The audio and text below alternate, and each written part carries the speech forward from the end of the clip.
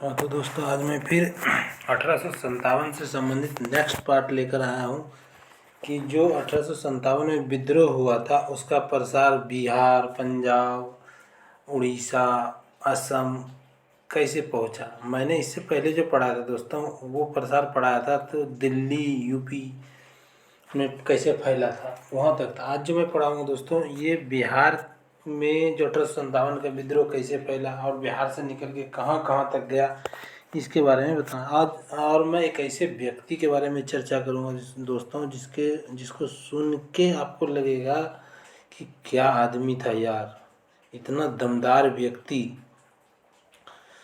तो मैं दोस्तों से कहना चाहता हूं कि आप इस वीडियो को शेयर कीजिए और अपने दोस्तों तक पहुंचाइए जो सबको मदद करे। रेलवे को ध्यान में रखते हुए मैं के एजुकेशन की तरफ से शिव कुमार गुप्ता आपके बीच में हूं दोस्तों। चलिए समय को बर्बाद ना करते हुए नेक्स्ट चलते हैं, पढ़ते हैं कि बिहार में 1857 के विद्रोह का प्रसार कैसे हुआ और बिहार में शुरुआत कहाँ से हुआ। तो ये जो 1857 की शुरुआत हुआ दोस्तों, बिहार में पटना के पास एक दानापुर जगह है, वहाँ से शुरुआत हुआ। वहाँ पर दानापुर के जो सिपाही थे वो अंग्रेज़ों का विरोध करने लगा, तो यहाँ पर अंग्रेज़ आकर दबाना चाहा। तो यहाँ से सिपाही निकलकर कुछ पटना, आरा, बहते हुए शाहाबाद, जगदीशपुर के पास, जगदीशपुर जो है दोस्तों ये शाहाबाद इसी के अंदर आता शाहाबाद।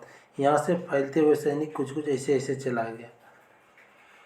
जगदीशपुर 1857 में बिहार का जो केंद्र बना वो जगदीशपुर बना दोस्तों। बिहार में ऐसे तो गया, मुजफ्फरपुर गया और भी जगह, बहुत जगह फैला, लेकिन केंद्र जो बना 1857 का वो जगदीशपुर बना दोस्तों।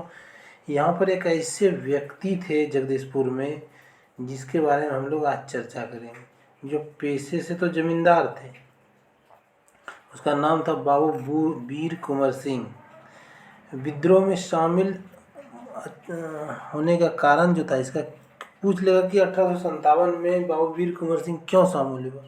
तो इसका कारण था दोस्तों, इसका शामिल होने का कुछ कारण था। तो वो कारण क्या था, बाबू वीर कुंवर सिंह अंग्रेज के अधिकारियों की सहायता से जमींदार का प्रबंधन बोर्ड ऑफ रेवेन्यू को सौंपना चाहते थे, परंतु इस प्रस्ताव को स्वीकृत नहीं किया, जिससे उसकी आर्थिक स्थिति खराब, दिवालियापन होने लगा।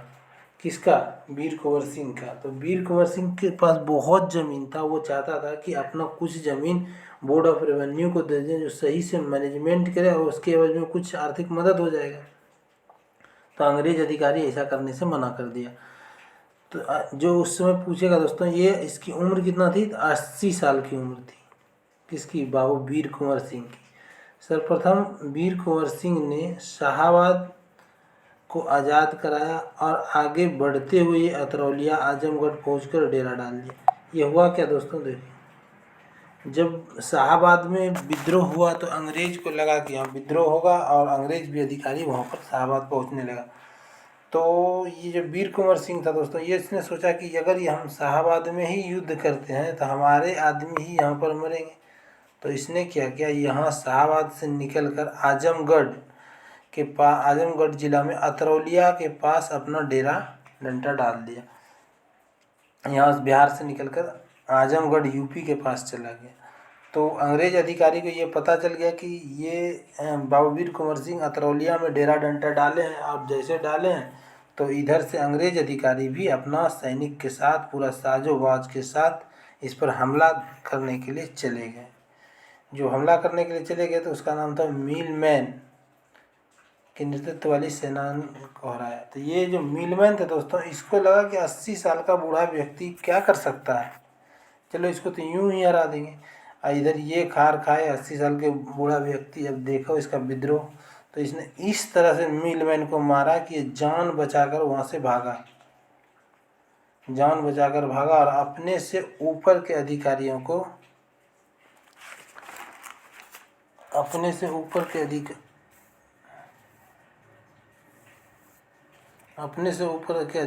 जाकर बता दिया।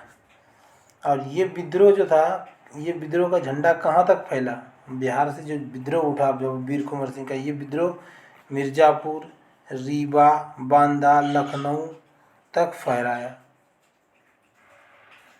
अब इसको दबाने के लिए फिर आया दोस्तों, वीर कुंवर सिंह को दबाने के लिए जब वो ऊपर जाके अपने अधिकारियों को बोला कि एक बूढ़ा व्यक्ति है जो उससे युद्ध हार गया और बचा खुचा सेना लेकर आया था, तो डेम्स था, डेम्स ने बोला कि यार तुम एक बूढ़े व्यक्ति से हार के कैसे हाथ सैनिक थे, चलो उसको मारेंगे, फांसी पकड़ के कुछ भी कर दें। तो मिल्स मैन की सेना और डेम्स की सेना ने संयुक्त सेना लेकर कहाँ गया, अतरौलिया गया, वहीं बाबू वीर कुंवर सिंह के बीच। अब बाबू वीर कुंवर सिंह फिर से देखा कि अंग्रेज हमला होने वाला, फिर से वो धार हथियार लेकर तैयार हो गए। बोला आओ बेटा तुम्हारा इंतजार करते हैं। और इस तरह से लड़ाई लड़ा बाबू वीर कुंवर सिंह, दोनों को छक्के छोड़ा कर मार मार के पसीना कर दिया। अब वहाँ ये खबर पहुंचा कहाँ, भागा दोनों जान बचाकर। कौन कौन, डेम्स और मिलमैन, याद रखिएगा नाम दोस्तों, आपको नाम पूछ सकता है। ये दोनों जान बचाकर किसी तरह से वहाँ से भागा। तो ये खबर पहुँच गया कैनिन ने मार्क को भेजा। ये खबर कहाँ पहुँच गया दोस्तों, कैनिन के पास, कि ये कोई बूढ़ा व्यक्ति है 80 साल का जो संयुक्त सेना को भी हरा दिया। तो कैनिन ने मार्क को भेजा। मार्क कौन था, बहुत ही शक्तिशाली सैनिक था। भेजा मार्क को भेजा। मार्क कौन कौन हो गया, अब मिलमैन हो गया एक, मिलमैन, डेम्स और मार्क, तीनों का संयुक्त सेना लेकर वीर कुंवर सिंह को हराने के उद्देश्य से ये चले। लेकिन क्या था, यह अभी देखा कहाँ था कि शेर तो शेर होता है दोस्तों, शेर कभी सियार नहीं हो सकता है। इंतजार में बैठे थे वीर कुंवर सिंह भी, क्या हो बेटा। इस तीनों को इस तरह से मारा गया, इस तरह से मारा, छक्के छुड़ा, लेकिन परंतु इसमें एक घटना घट गई दोस्तों। वीर कुंवर सिंह के हाथ में गोली लग गई जिससे वो घायल हो गया। और घायल होने के जहर फैलने लगा। बाबू वीर कुंवर सिंह ने जहर फैलने के डर से, फैल जाएगा पूरे शरीर में जहर, तो जिस उम्र में गंगा का पूजा करने का हाथ था दोस्तों, उसी हाथ को काट कर माँ गंगा को बहा दिया। इतना वीर थे हमारे वीर कुंवर सिंह। तो वीर कुंवर सिंह 80 साल के उम्र में इतना भयानक युद्ध लड़ा। 4 युद्ध में तो उसे हराया दोस्तों, 4 युद्ध अंग्रेज को हराया था। अब वीर कुंवर सिंह अब 22 अप्रैल वहाँ से हटा दोस्तों। जब गोली लग गया तो वो धीरे धीरे खिसक कर अपने जगदीशपुर आने लगा। तो 22 अप्रैल 1858 को जगदीशपुर पहुँचा और वहीं पर अपना डेरा डंडा डाल दिया।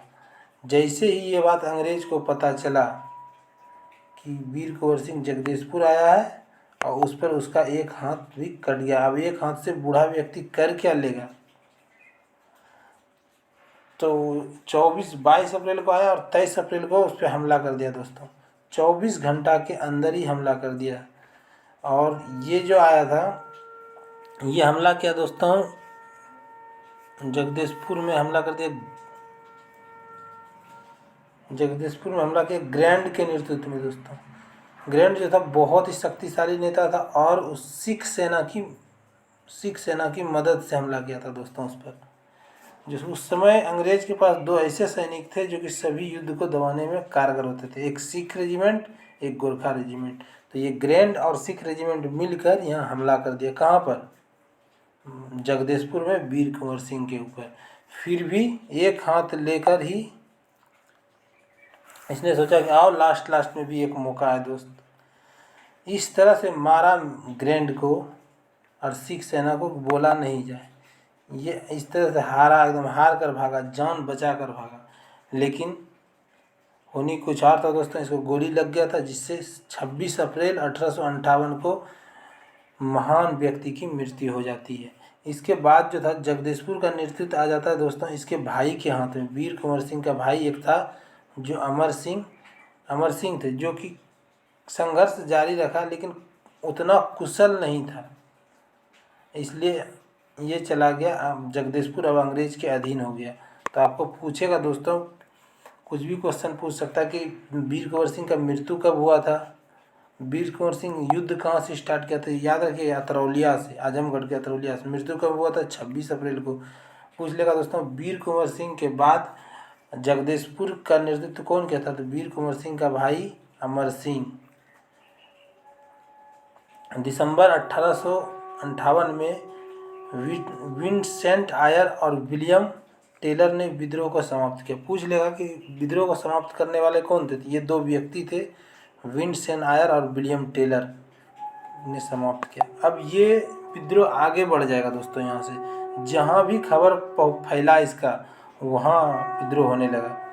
तो ये कहाँ कहाँ फैला ये विद्रोह, असम, उड़ीसा, कुल्लू, पंजाब, दक्षिण भारत तक फैल गया।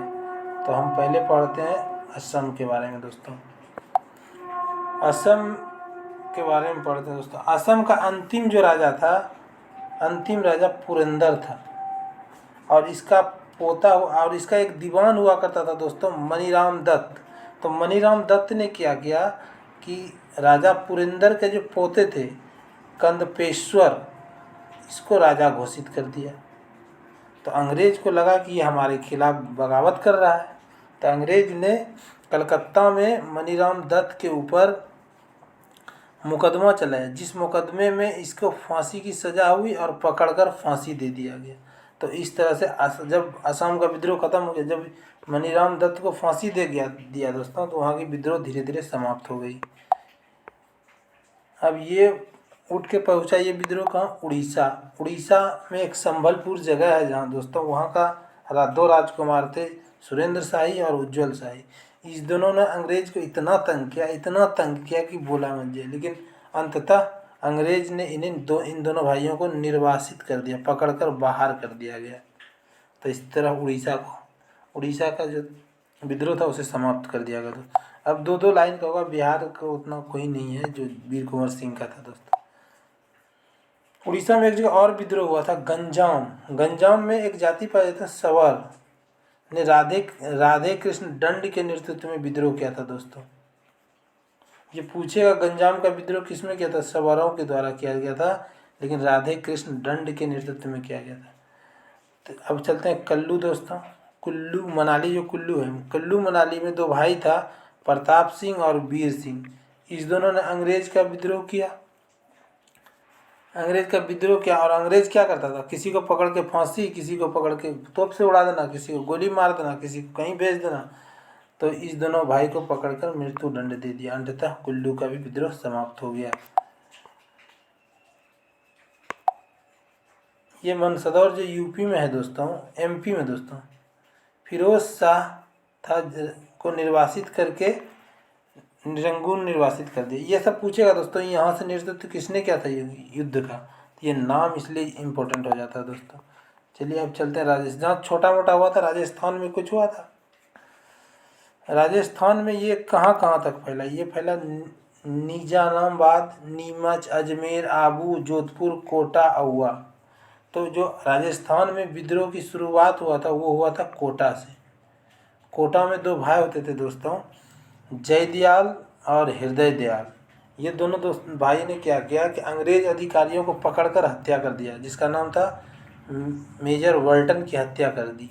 तो अंग्रेज इससे बौखला गया कि हमारे अधिकारियों की हत्या कर रही। तो इसने अपने सैनिक को दे दिया कि जैसे भी पकड़ो, दोनों को पकड़ कर फांसी मार दो, जिंदा या मुर्दा मेरे पास। तो अंग्रेजों ने जयदयाल को पकड़कर तोप से उड़ा दिया। देखिए दोस्तों, जयदयाल को पकड़ा और तोप से उड़ा दिया। एक राजस्थान में औवा था, औवा, वहाँ भी एक बूढ़ा व्यक्ति था, उतना भी बूढ़ा नहीं था, ठाकुर कुशल सिंह। बिहार में था कौन जो दोस्तों, जगदीशपुर में वीर कुंवर सिंह। यहाँ कौन है, ठाकुर कुशल सिंह, याद रखिएगा नाम दोस्तों। इसने भी बहुत तंग किया अंग्रेजों को,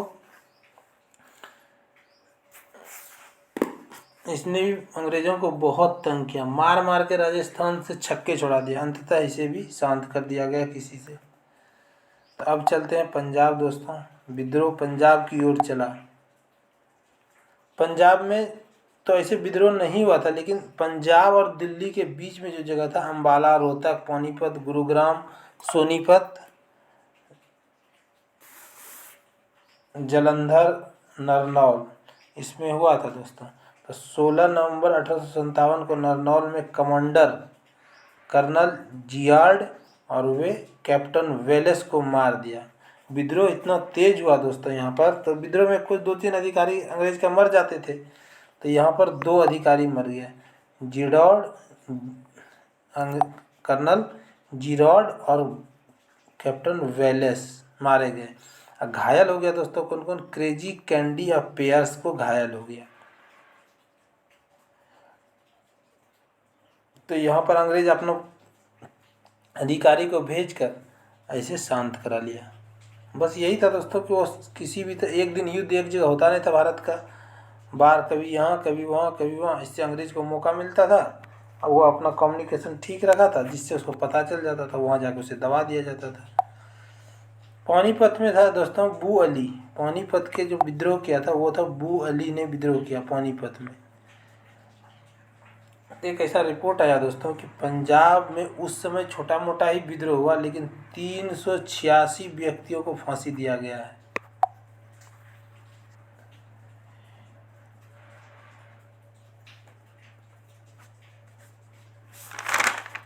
नेक्स्ट है दोस्तों, एक इतिहासकार हुआ करता था, वो इतिहासकार था दोस्तों डॉक्टर बी.डी. दिवेकर, सावरकर नहीं, ने 1953 में 93 में एक बुक लिखा जिसमें south India in 1857 war of the independence में सिद्ध हुआ कि यह विद्रोह महाराष्ट्र, कर्नाटक, तमिलनाडु, आंध्र प्रदेश, केरल, गोवा, पौंडीचेरी तक भी पहुंचा था।